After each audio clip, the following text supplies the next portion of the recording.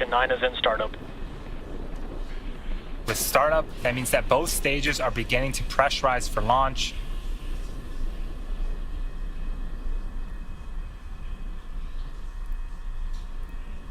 LD is go for launch. And that was the launch director providing the final go for launch. All systems are go. Let's watch as Falcon 9 takes our 53 Starlink satellites into orbit. T-minus 30 seconds.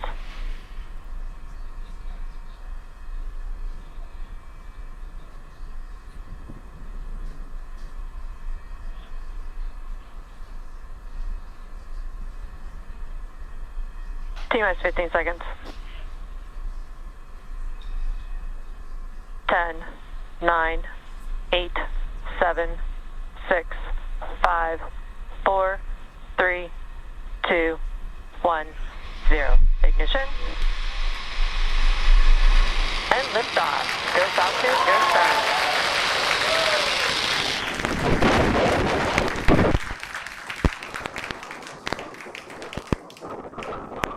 Pitching downrange. M1D chamber pressure is nominal.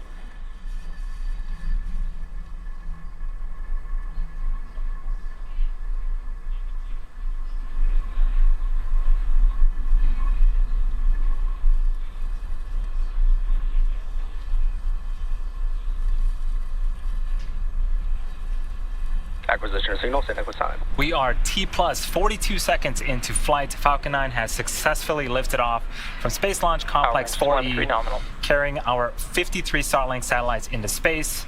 Moments ago, we began to throttle down those 9 engines on the first stage in preparation for a period known as max Q.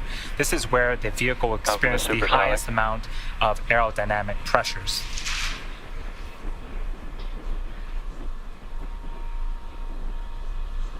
Max Q. And that was the confirmation of max Q. Coming up in about a minute, we have a series of events happening back to back. First up is MECO, or main engine cutoff. This is where the 9 engines on the bottom of the first stage will shut off in preparation for stage separation. This is where the 2 stages will separate from one another, with the second stage continuing with SES-1, also known as MVAC engine chill. second engine start 1, where that MVAC engine on the second stage will ignite and continue to carry our Starlink satellites to orbit. And then shortly after SES-1, we'll have fairing deploy, where the 2 fairing halves on the top of the second stage will jettison themselves and make their way back to Earth.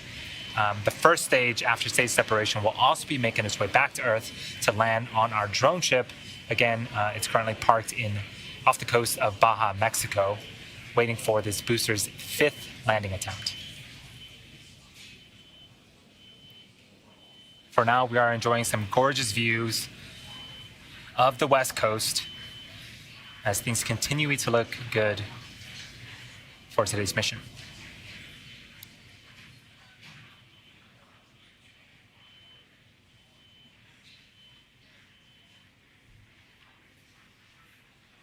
Main engine cutoff. Stage separation confirmed.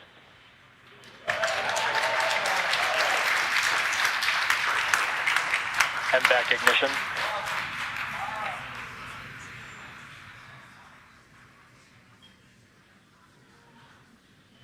Bearing separation.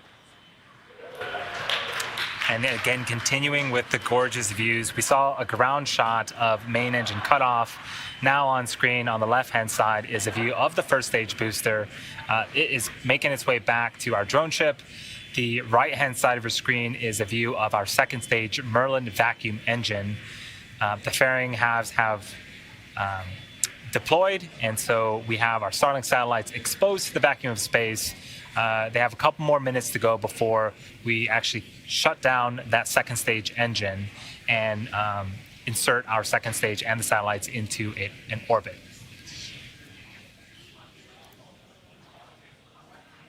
The fairing halves, again, are going to be making their way back along with the first stage for recovery. The first stage needs to execute 2 burns in order to make its way back to our drone ship. Of course, I still love you. First is an entry burn that's coming up around the T plus 6.5 minute mark. This is a 3 engine burn that slows down the first stage before we hit the denser parts of the Earth's atmosphere. And then around the T plus 8-minute mark, we'll have the landing burn. This will be the final burn before our landing attempt for the first stage. And this one is a single engine burn.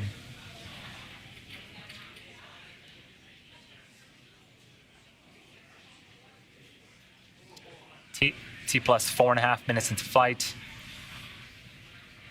Engine performance on the second stage is nominal. If you look closely on the left-hand side of your screen, you can see some puffs of gas. That is nitrogen from our attitude control systems. That nitrogen will help to orient our first stage properly in order for it to land. And you also notice that we have 2 of our 4 grid fins on camera right now. Those will swivel and... Both vehicles are following nominal trajectories. Those will swivel and help to guide and steer that first stage back to our targeted landing site.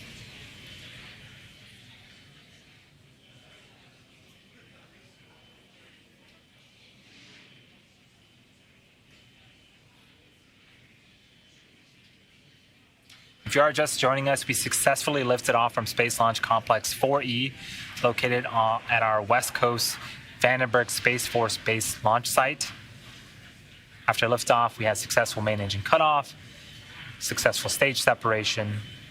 Our second stage engine has been ignited. And now the next milestone for this mission is the entry burn, coming up in about 30 seconds.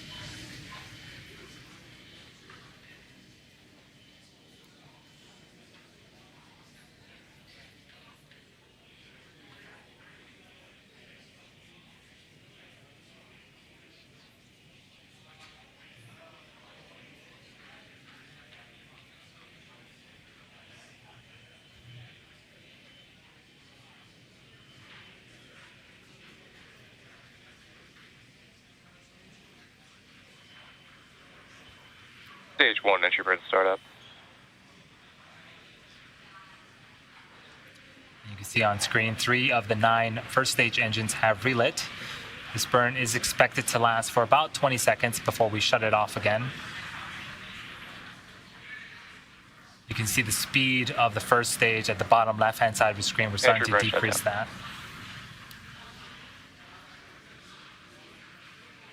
So in about a minute, we'll have the landing burn. This is also expected to last for about 20 seconds. During the landing burn, this is where we'll be deploying our landing legs, and we'll make our 5th attempt at landing this first stage booster. Shortly after the landing burn ends, we'll be listening for a call out of SECO. This stands for second engine cutoff. We'll shut off the engine that you see on screen, and then we'll listen for another call out of good orbital insertion. As a reminder, after we get successful orbit confirmation, we will be ending the webcast, but we'll have audio up if you want to follow along, and we'll confirm deployment of our satellites via social media.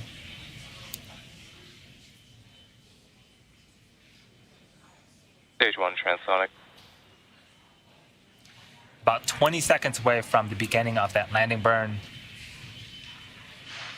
Second stage performance and trajectory continue to be nominal. Expected loss of signal, Vandenberg LLC.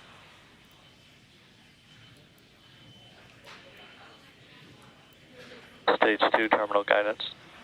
Stage 1, landing burn. So the call-outs, we heard that we have begun the landing burn. Hopefully we can get footage Stage 2, FTS is safe. of the first stage landing on our drone ship.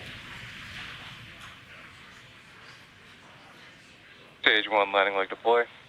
And there's a view of our drone ship positioned off the coast of Baja, Mexico, expecting that first stage booster to land here shortly. Stage 1, landing confirmed. So we have audio and video confirmation now of the first stage. That is the 5th successful landing for this particular booster, and the 112th successful recovery of a Falcon 9 first stage booster. We also heard confirmation of a successful second engine cutoff. Expected loss of signal, SNI. Nominal orbit insertion. And that was the final call out that we're waiting for, a successful orbital insertion. With the confirmation of both successful second engine cutoff and a good orbit, we'll be ending our webcast for today's launch. For those of you that are interested, we'll be confirming payload deploy via our social channels, so keep an eye out for that. Alternatively, if you'd like to follow along through payload deploy, we'll leave the mission audio live on our YouTube channel. Thanks again to all of our viewers for joining today. If you are looking for more launch content, don't worry. We're currently targeting another Starlink launch tomorrow, May 14th at 4:40 p.m. Eastern Time. So be sure to tune in, and we will see you next time.